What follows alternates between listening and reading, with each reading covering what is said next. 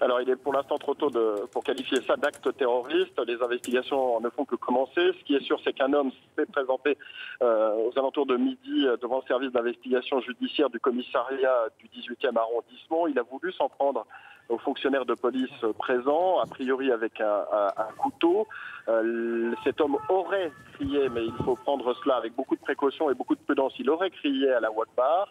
Et immédiatement, eh bien, les fonctionnaires de police présents ont très bien réagi puisqu'ils ont opéré un tir de riposte qui a blessé très sérieusement l'individu et qui l'ont mis hors d'état de nuire. Alors pour l'instant, le service de déminage est sur place parce que l'homme serait porteur d'un dispositif qui pourrait être une ceinture d'explosifs. Donc le déminage est en cours, la sécurisation également de la zone.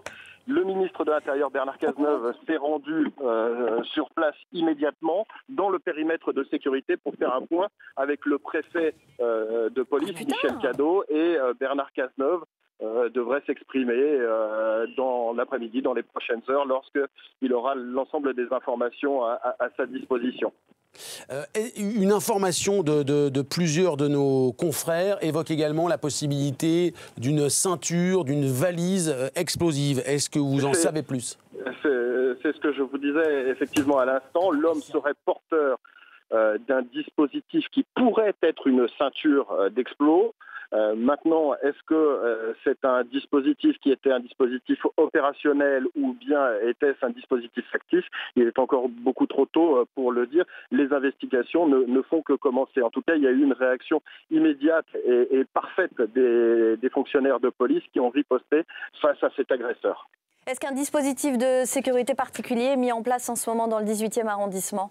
Bien évidemment, tout le secteur a été bouclé par les forces de l'ordre, afin évidemment de permettre aux équipes de secours et aux équipes de police d'intervenir dans les meilleures conditions, puisque les démineurs sont en train d'intervenir, notamment avec leurs robots, pour s'assurer que la ceinture que portait l'individu eh bien, était un dispositif qui peut être neutralisé, et le neutraliser, bien évidemment, si cela doit être fait. Mais les investigations ne font que commencer.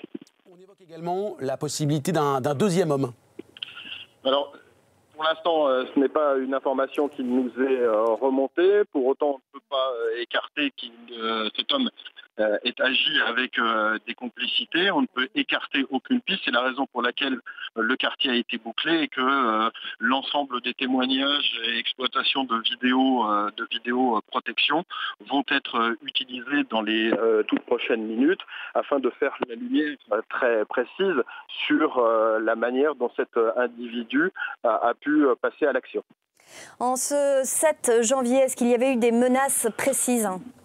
Et la menace, elle est de toute façon permanente, elle est réelle, elle est très élevée, et que ce soit le ministre de l'Intérieur ou le président de la République ou le Premier ministre, eh bien, tout le monde n'a cessé de le répéter. La menace, elle est évidemment réelle, elle est évidemment très forte, et il y a une vigilance de tous les instants de la part des forces de sécurité, les policiers et les gendarmes. Et c'est grâce à cette vigilance qu'il y a pu y avoir une riposte aussi rapide et une neutralisation de cet individu lorsqu'il a voulu s'en prendre aux fonctionnaires de police.